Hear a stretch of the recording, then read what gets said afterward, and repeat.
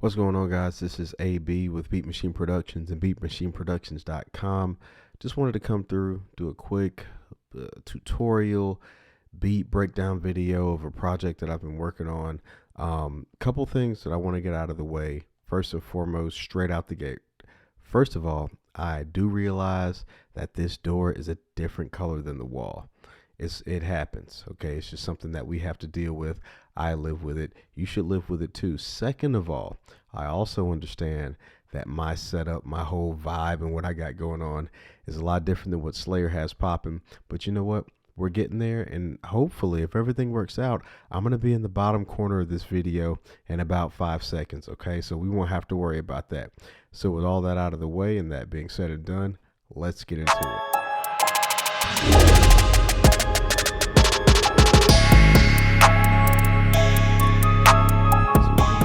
Jumping off point, kind of the genesis of this entire track and this project was just kind of the chord progression that I had here in the piano. And what I like to do is I like to split up the chord progression and the melody, just so that I can have a little bit more control over each of them. So it's not like, I'm stuck with one if I want to do, one particular thing with it. So the first thing I came up with and the first thing that I laid down and put in was this chord progression.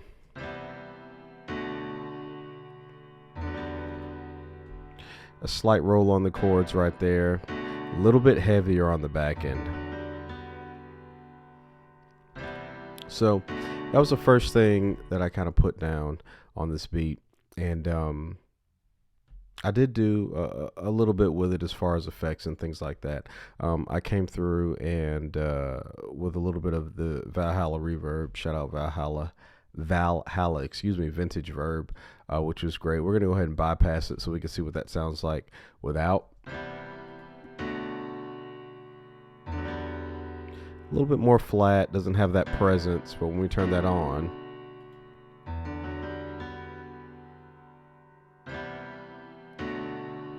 another thing that I did with this piano and with this chord is I went through and I used just some of the user plugins that are already in Logic. Crank the soft saturation a little bit and crank the drive just to give it a little bit more depth, a little bit fatter, thicker of a sound.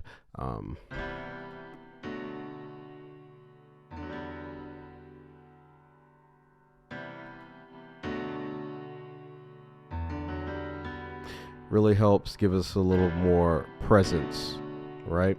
So that was really it on the chords. And then from there, I went in and I added the piano melody.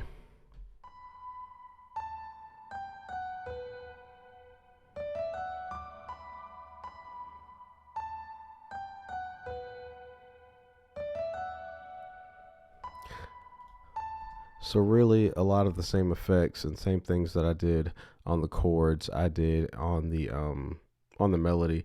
The only difference being that I did add on this spectral shaper from Ozone that just kind of took a little bit of the bite off the high end that I was looking for, and it didn't really do it in the way that an EQ would do it. It just kind of really laid it in there quite nicely so that high end is not so impactful, it's not so punchy, so when we put that together with the chord, everything melds quite nicely. Excuse me.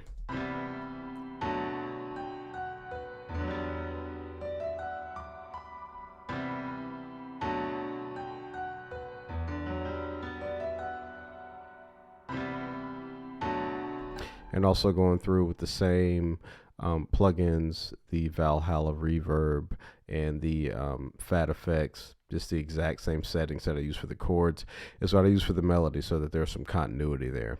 So yeah, that's how I laid in the piano. I think it came out pretty good. So after putting in the piano and I had the melody, what I really wanted to do was give a little bit more presence to the chords that were there.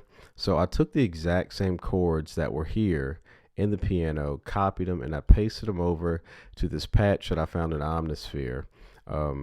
Shout out Spectrasonics, just this eternal piano kind of patch, which has a really unique sound to it.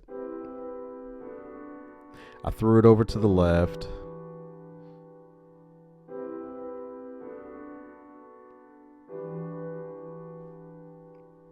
And I didn't roll the chords or anything on this one. I just kind of wanted to be blocked, everything right there on the beat. So when we add that in with the other chords that we have in the piano, we get something that's a lot more thicker and it's got a little bit more body to it.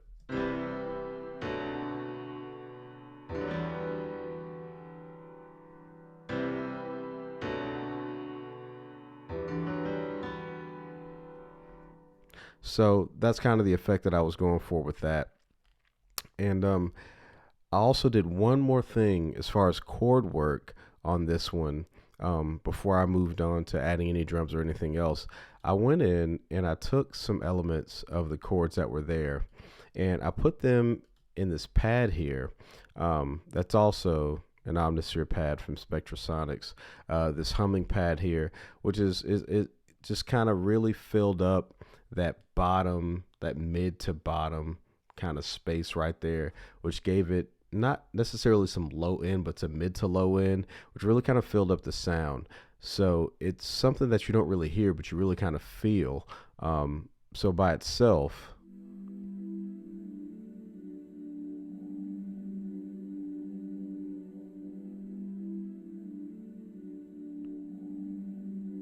and then when you add that in with the with that kind of augmented or that keyboard that I put in there,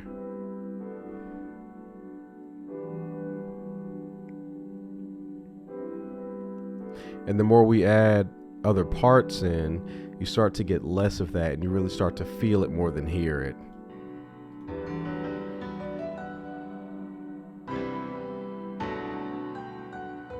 Right, so you can sort of feel that a little bit more than you really kind of hear it.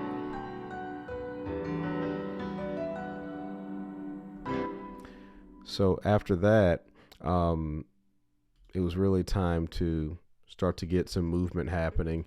So I started to add in some drums. So I went ahead and put in first the kick, because I just kind of had this forward motion of what I was feeling on this one. So I went ahead and put the kick in.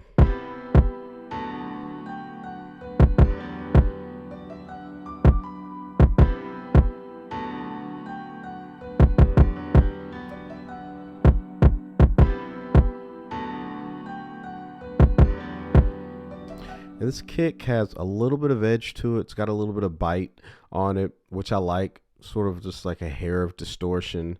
So it sort of gives it that kind of punch that you really kind of want, so that your drums hit a little bit harder. One of the things that I've been kind of really looking at and researching lately was how to get the drums to just really, really hit.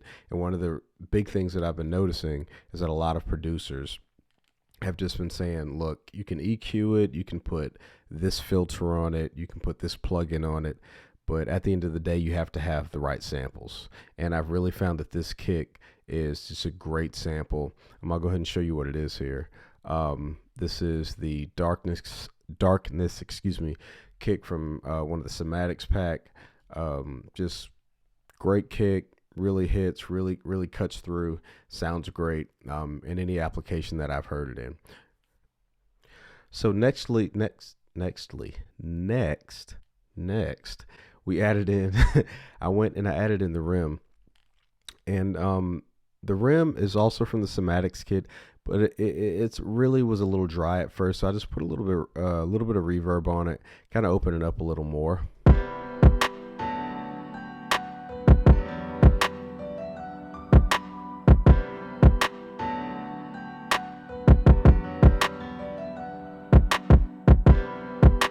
And really, if you take the time to just kind of listen to what it is you've got there, this rim without that Valhalla vintage verb, it's really quite flat.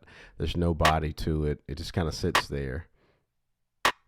But we add that, it's just a good reverb, and it really plays well with the track. So it's not something that's going to blow your socks off, but it's really good to just kind of be able to know that, hey, sometimes you want to open this thing up, you put a little reverb on it, and that helps a whole lot, right? So after adding in that kick and then that rim, I went back to the somatics. Well, shout out somatics, did a whole lot of that on this one. And I found this hi-hat pattern that worked really, really well with what I was trying to do. It wasn't too busy and it wasn't too plain. The sound was just in the right place. It had some good deviations in it where I wanted them to be, and it worked out really nicely. So we added this hi-hat pattern in.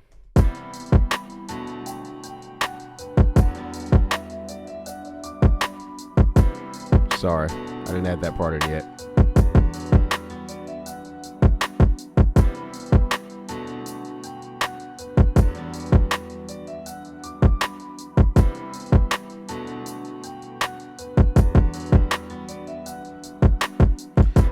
And what I really, really liked about this hi-hat pattern was that if you really take the time to listen, there's 3 layers here.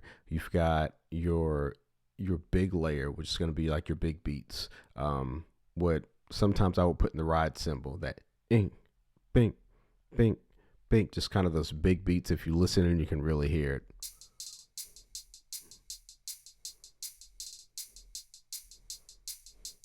And then after that, the next layer is sort of the subdivision of that, or actually the subdivision of the subdivision of that.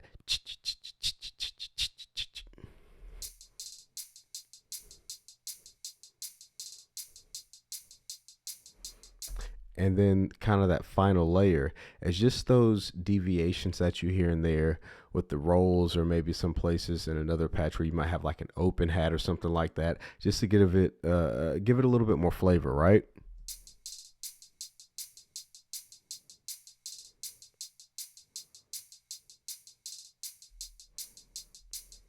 And obviously, when producing, if there's an opportunity to where, you can save some time, because we all know that we have a ton of projects that we're working on, and you can find sort of 3 layers of hi-hat here. And you can find 3 layers of hi-hat that are all in one file and all in kind of one go-to patch or one go-to loop that you can use. I mean, why not use it? A lot of times people are like, well, I want to feel like I did every single thing on this track by hand. Just like, well, if the resources are there, then just use them,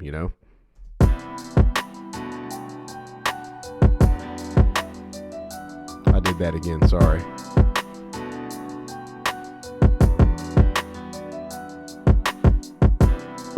The next thing that I did is I added in the 808.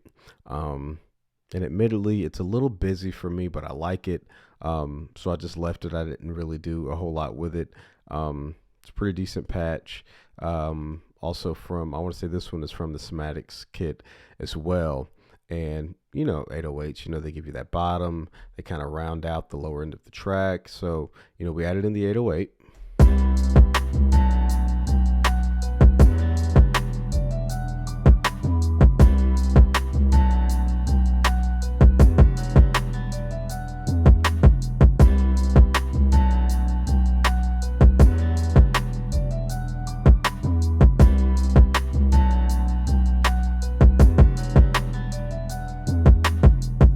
Right, so you add in the 808 and that's what you've got.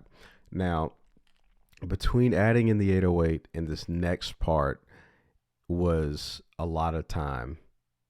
I mean, it was just a lot of real time, and it's just I found myself in one of those places where, as a producer, you get into it and you're like, is this track finished? Does it need one more thing other than the obvious? It feels like it's missing something, but you don't want to overproduce. And when you're in that space, it's really important to kind of dwell there, because just me personally, I feel like this is the time when you really get to learn a lot and you try different things and you experiment with different things. And it's like, okay, am I getting anything out of this? Is it making it better? Is it making it worse? Is it staying the same? And it doesn't always take a whole lot to just really figure out how to unlock the track. I know some producers at this point will put maybe an acapella or some vocals on top of the track to see what it would sound like with an artist on it. I didn't do that in this particular instance. I just took a good bit of time just listening to it, listening to the loop flow over and over. And I did feel like it was missing something. And eventually what I came up with was this pluck bell here, which is also from Omnisphere. Forget what this patch is called. It'll show up in here in a second. The Air Plink Music Box, right? So didn't go crazy, just something nice and simple, right on the beat. And it kind of just fills out those spaces where you don't really hear anything melodic, but you want to hear something melodic, right?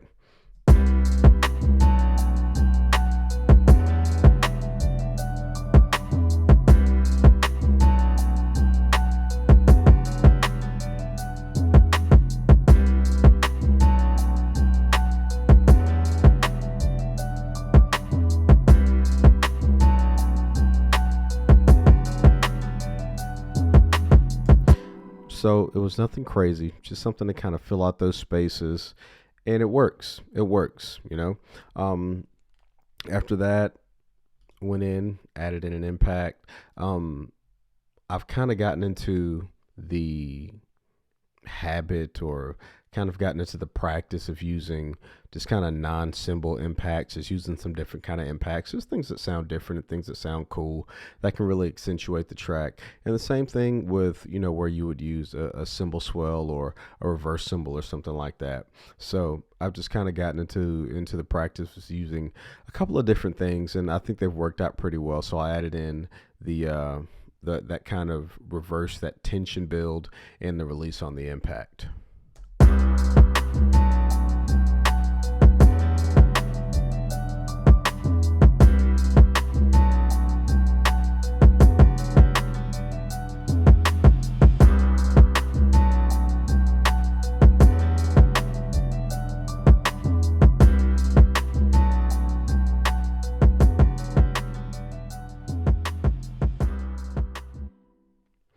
So I went through, did some arranging, obviously did some more mixing, and, you know, put on a few different things, and, you know, some ozone, some soft clipper, this, that, and the third. But at the end of the day, this is, I'm going to turn this back on actually. This is the track that I ended up with after I kind of arranged it out. And I'll just give you a little bit of a taste of that.